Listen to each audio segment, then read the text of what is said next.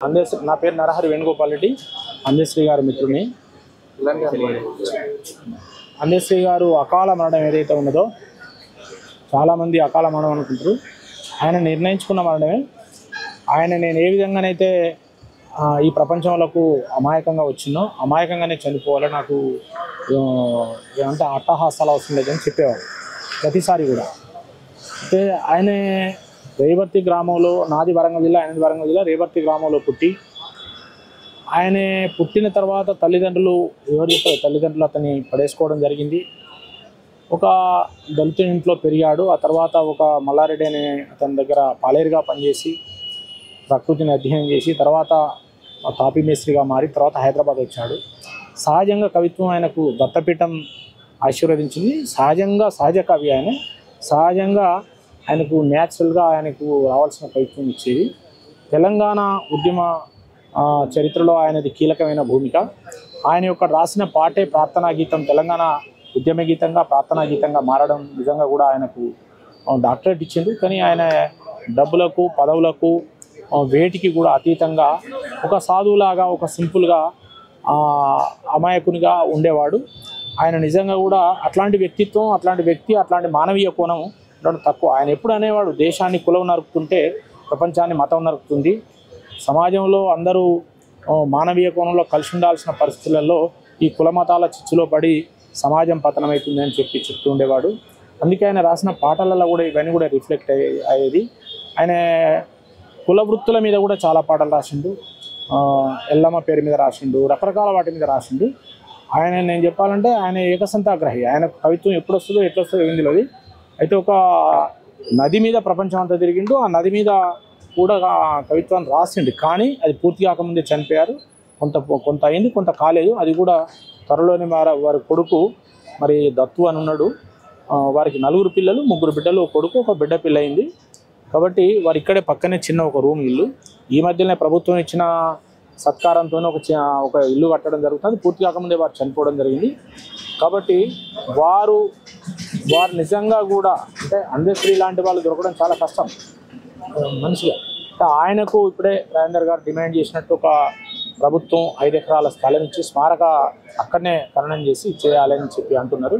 ఆయన ఖననం ఎందుకు చేయండి? ఆయన సెంటిమెంటల్ ఫుల్గా అంటే నేను ఎప్పుడు కూడా భూమికి ఎరువు కావాలని కోరుకునేవారు. అంటే ఆయన మట్టి మనిషిగా జీవించాలని కోరుకున్నారు. మట్టి మనిషి అంటే మట్టిలో జీవం ఉంటుంది, జీవ కణాలు. ఆ భూమికి ఎరువై నేను మొక్కలో ఉంటా లేకపోతే అన్నిట్లలో ఉంటా అని చెప్పేది. పంచభూతాలలో ఆయన భూమిని ఎక్కువ ప్రేమించేవారు. కాబట్టి ఆ భూమిలో నన్ను కలిపినప్పుడు, ఆ భూమికి ఎరువైనప్పుడు, ఎరువు ద్వారా నేను మొక్కనైనప్పుడు నేను ఇతరులకు ఉపయోగపడతా అనే ఒక కృతజ్ఞతాభావం ఆయన ఎప్పటికీ ఉండేది. ఒక మట్టి మనిషిగా జీవించాలి, మట్టి మనిషిగా మరణించినాక ఆయన శరీరం మట్టిలో కలిసినప్పుడు అది సజీవమై ఎరువై మొక్కలకు ఉపయోగపడాలని ఆయనకు ఏం చదువుకోకున్నా కూడా ఒక శాస్త్రీయమైన దృక్పథం ఆయనకు ఉండేది. ఆయన నిజంగా కూడా ఆంతరిక శక్తి ఏదైతే ఉన్నదో ఆయనకు చెప్పకనే, ఆయనకి ఏ గురువు లేకుండానే ఒక ఆంతరిక శక్తి ఏదైతే ఉన్నదో వారు దాన్ని దర్శించేవారు. వారి ఆధ్యాత్మిక గురువు శ్రీరామ్ సారు గారు, వారు కూడా ఇప్పుడు వచ్చారు, ఇక్కడే కూర్చున్నారు.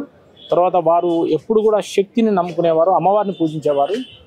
సరస్వతి మాతను ఎప్పుడు రెగ్యులర్గా అమ్మ నా అక్షరమై ఉన్నది నా నాలుక మీద అని చెప్పి సరస్వతిని పూజించేవారు. బాసరకు రెగ్యులర్గా పోయేవారు. మొన్ననే శృంగేరి పోయి సరస్వతీదేవిని కలిసి వచ్చిండు. అయితే ఆయనకు కాస్త రాత్రి తెల్లవారుజాములో ఆయనకు డాక్టర్లు చెప్పే ప్రకారం హార్ట్ అటాక్ అంటున్నారు. ఆయన ఒక్కడే రూమ్లో పడుకుంటాడు, హార్ట్ అటాక్ వచ్చింది అని చెప్తున్నారు. దానివల్ల వారు స్వర్గస్థులైనారని చెప్పి భావిస్తున్నారు. వారు తెలంగాణ ఉద్యమ చరిత్ర, తెలంగాణలో ఈరోజు ఎప్పుడు కూడా ప్రజల హృదయాలలో ఆయన రాసిన కవిత్వం కానీ అది కానీ ఉంటాయి. నిప్పులవాగు ఏదైతే ఉన్నదో 1948 ముందు నుంచి ఎన్ని సాహిత్యాలు వచ్చినాయో, ఎంతమంది ఎన్ని రకాల ఉద్యమాలు చేసిండో, ఎన్ని పాటలు వచ్చినాయి, అవన్నీ కూడా సంకలనం చేసిన గొప్ప పేరు ఆయనకే దక్కుతుంది. ఎందుకంటే అది మామూలుగా ఉండదు, దాదాపు 1000 పేజీల పైన ఉన్నది. దాన్ని ఆయన సంకలనం చేసి ఒక సామాన్యుడు, ఒక రైతు ద్వారా ఆవిష్కరింపజేసి ఆయన దాన్ని తెలంగాణ చరిత్రలో ఒక కీలకంగా ఉండే విధంగా చేసిండు. నిప్పులవాగు అది మర్చిపోలేంది. మొత్తం తెలంగాణ చరిత్రను దాంట్లో ప్రక్షిప్తం చేసిండు. అనేక మంది కవులు, కళాకారుల యొక్క రచనలన్నీ కూడా అందులో ఆయన సంకలనం చేసిండు. అది కూడా ఆయన ఒక గొప్ప ఈ మధ్యనే చేసిండు, ఒక 1 year బ్యాక్, 2 years బ్యాక్. అది దాని తెలంగాణ చరిత్ర చిరస్థాయిగా ఉండిపోతుందని చెప్పి భావిస్తున్నాం.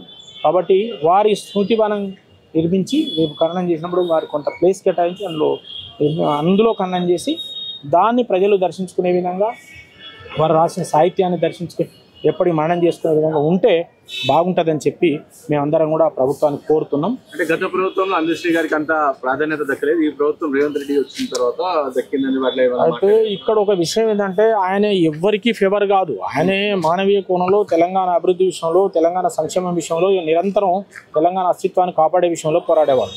తనకు ఏదో పేరు వస్తుందని, తనకేదో రివార్డులు వస్తాయని దాని కొరకు ఎప్పుడు పాకులాడాడు. ఆయన సాహిత్యానికి ఎప్పుడు డబ్బులు తీసుకోలేదు. ఇక్కడ కూడా ఆయన సాహిత్యాన్ని అమ్ముకోలేదు. అంటే 1,000,000 మంది కవులలో ఒకళ్ళు ఉండడం కష్టం. ఆయన మనకు పోతనలాగా ఆయన కవిత్వాన్ని ఎప్పుడు కూడా అమ్ముకోలేదు, డబ్బులకు కుదవబెట్టలేదు. అది గొప్ప. అది అట్లాంటి కళాకారులు మనకు దొరకరు. ఇది నేను చెప్పేది కాదు, ఆయన మాటలలోనే. కాబట్టి ఆయన కూడా ఎప్పటికంటే అనేవాడు, ఆయన కులం లేదు. ఆయన పుట్టిన తర్వాత తల్లిదండ్రులు వదిలేసిండ్రు, ఎవరో పెంచిండ్రు. ఆయన ఎవరు ఈ కులం ఆ కులం అంటే నాకు కులం లేదని చెప్పేవాడు. కులం లేదని చెప్పేవాడు, అందరికీ అతీతంగా అందరిగా ఉండేవాడు. కులాన్ని కానీ మతాన్ని కానీ ద్వేషించి మానవీయ కోణంలో బతకాలనే వ్యక్తి. అదేవిధంగా ఆయన సాహిత్యం అంతా ఉన్నది. అదేవిధంగా ఆయన తెలంగాణ ఉద్యమంలో ఆయన రాసిన పాటలు, ఆయన సాహిత్యమే తెలంగాణ ఉద్యమానికి స్ఫూర్తి అయినాయి. అందరికీ తెలుసు, అది చాలా ఉన్నది. కాబట్టి ఆయన ఒకటి అనేది, ఎప్పుడు కానీ ఎవరి చరిత్ర వాడు రాసుకుంటే చరిత్ర కాదు, చరిత్రే తనను రాసుకుంటే చరిత్ర అవుతుందని చెప్పేవాడు. చరిత్రే ఆయన రాసుకుంటుందని చెప్తున్నా. ఇది అందశ్రీ గారి మాట, నా మాట కాదు. ఎవరి చరిత్ర వాడు రాసుకుంటే చరిత్ర కాదు. ఇవాళ రేపు రాజకీయ నాయకులు, కళాకారులు అందరూ వాళ్ళ చరిత్రలు రాసుకొని పుస్తకాలు ఆవిష్కరణ చేసుకుంటారు. కానీ చరిత్ర వాడిని రాసుకుంటే చరిత్రదే అవుతాయని చెప్పేది. కాబట్టి వాళ్ళ చరిత్ర ఆయన రాసుకుంటుందని నేను చెప్తున్నాను.